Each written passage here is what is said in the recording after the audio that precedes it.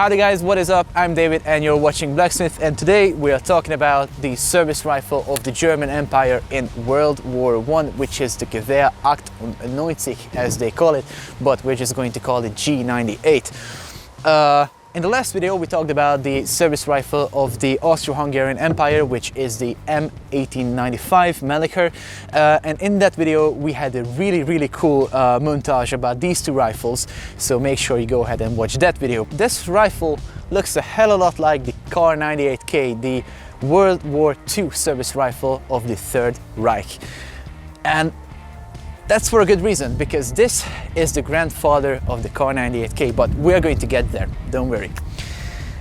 So, this rifle, as I said, is a G98, but in particular, this is a model of 1908.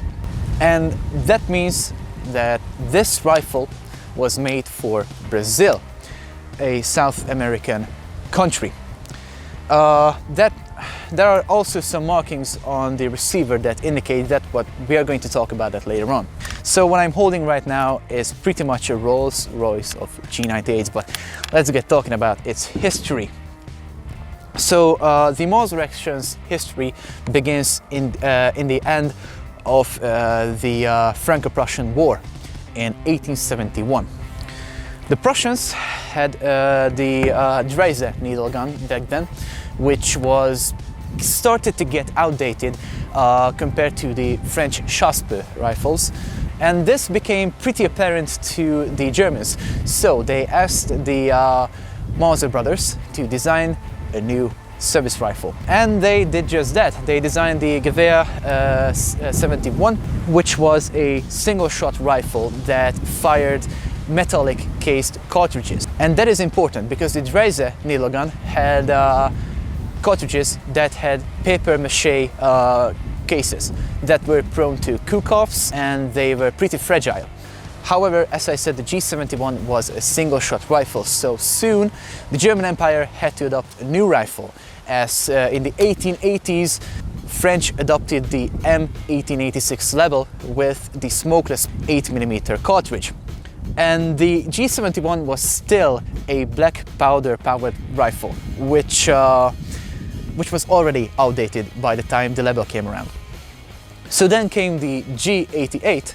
So after the French adoption of the Lebel rifle, the Germans tried to update the Gewehr 71 rifle by giving it a tubular magazine and maybe trying to adopt it with a new smokeless cartridge with a much smaller diameter projectile. And that is what they did with the G88, which had an internal magazine of 5 shots and that fired from N-block clips.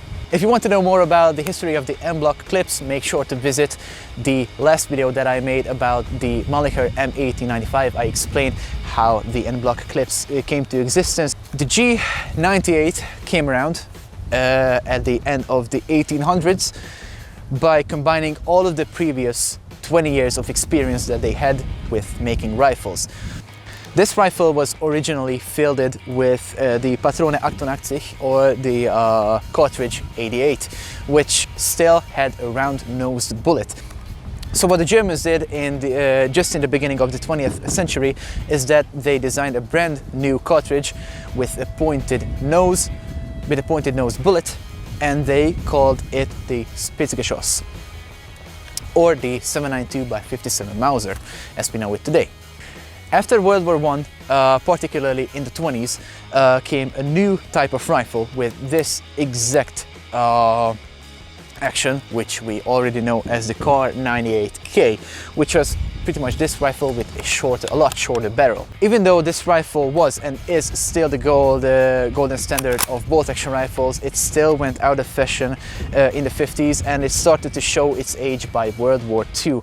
It was started to get outclassed by the self-loaders of both the Soviet Union and America, and those were the SVT-40 and the M1 Garand.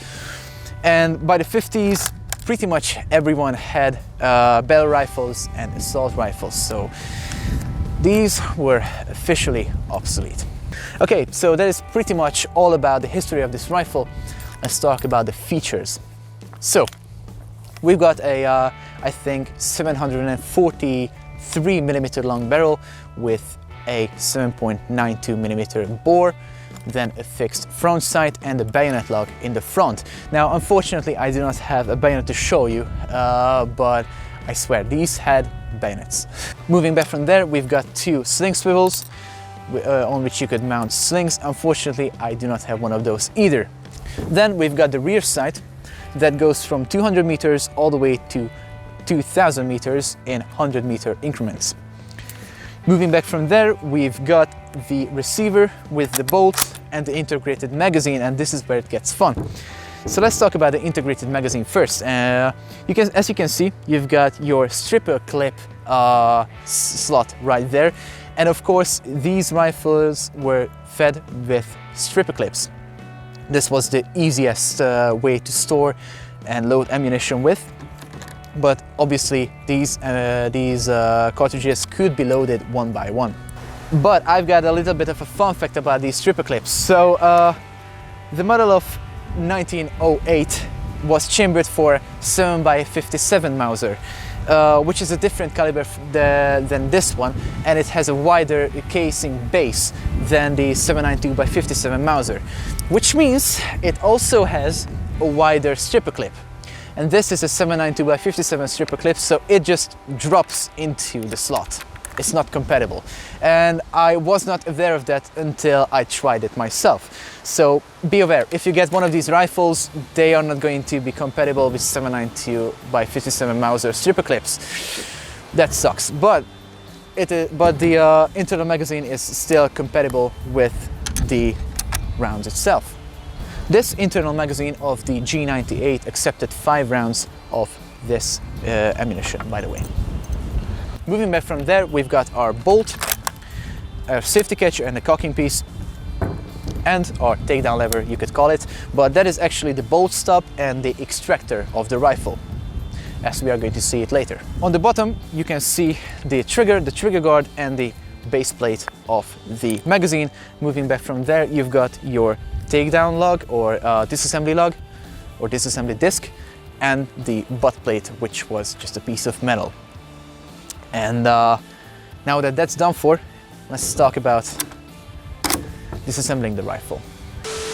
Hey guys, Armengan here today, but on a really tight budget, you see. Anyway, it is David talking from the future, because in the original video I forgot to talk about the markings on this beautiful mod 1908, which is, as I've already told you, a contract manufactured firearm for the Brazilian armed forces. As you can see, this is supposed to be the coat of arms of the Brazilian armed forces, but it's been scraped off, and my guess is that it was put into a vise. You can see the imprints right here.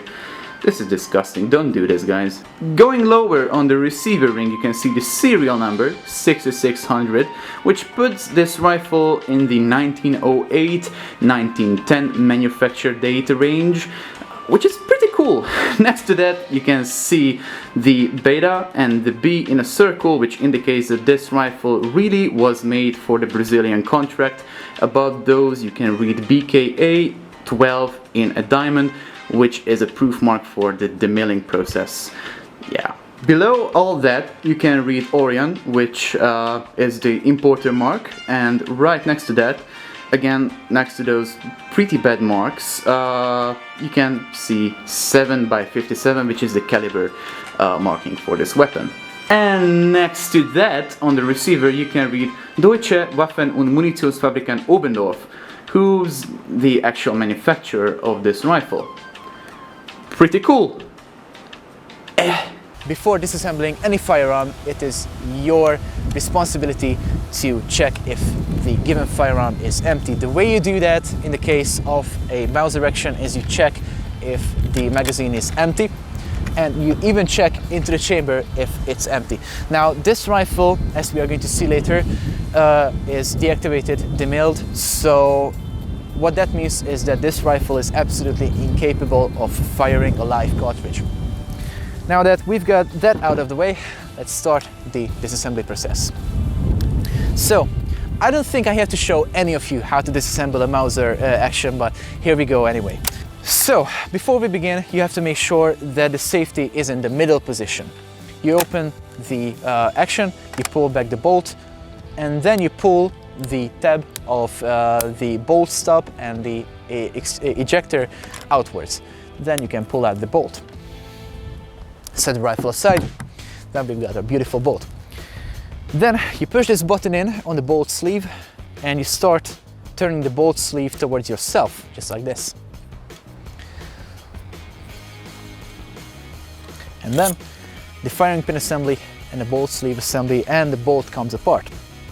Let's focus on this bit first.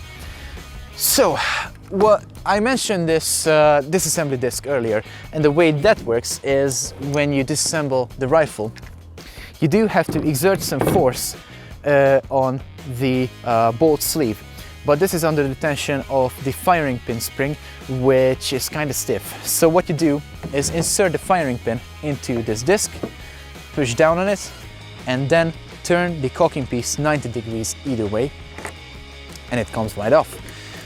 Because the firing pin has interrupted threads, you don't have to thread it off just like on a Mauser gun or something. So then you've got your cocking piece, the firing pin spring, and the firing pin itself. Look at this, how beefy it is.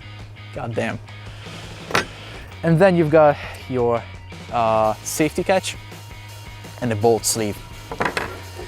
And this is pretty much as far as we can go this easily. Then we also have our extractor, which comes off by you hooking a cartridge in it and just lifting it out from its little groove like that, pushing it forward, and the extractor comes right off. This is also pretty big. I don't think this would ever break, but I have seen some replacement parts on online sites, so I guess they do break. But the reason these rifles are so great and so legendary is because they are rugged and just impossible to break. And this is the reason. Like, look at these parts. There is no way you can very easily break these parts. These can go on fighting all day. So the bolt also has this collar that holds the extractor. I'm not going to take this off because I think that would require some special tools, so that will just stay on, but trust me, it's on there. So let's start reassembling this rifle. You do that by putting the extractor back onto the bolt, just like that. It's kind of hard to put it back on. You snap it into the guide of the extractor, just like that. Then comes the firing pin. You put the spring back onto it. This is very beefy spring, by the way. Then you take that, put it into the disassembly disc, put the bolt sleeve back onto the firing pin,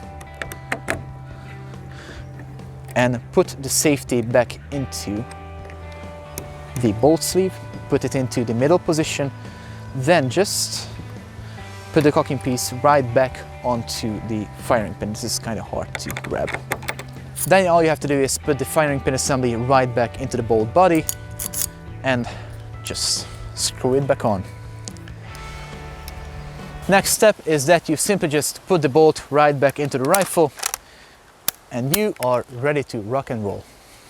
So guys, I'm afraid I have nothing else to show you. If you made it this far into the video, I would like to thank you for your attention. Make sure to subscribe to the channel to see more of this kind of stuff, and make sure you hit the bell next to the subscribe button to become part of the Bell Battalion.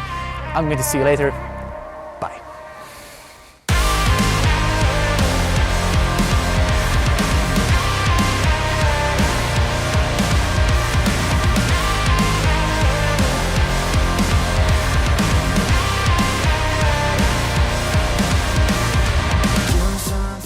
That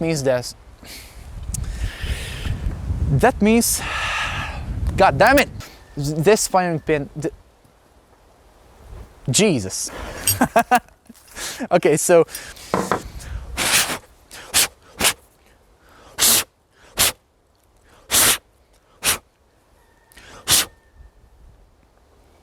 okay, firearms 101. You don't drop your important working parts in the sand, because that is a no-no.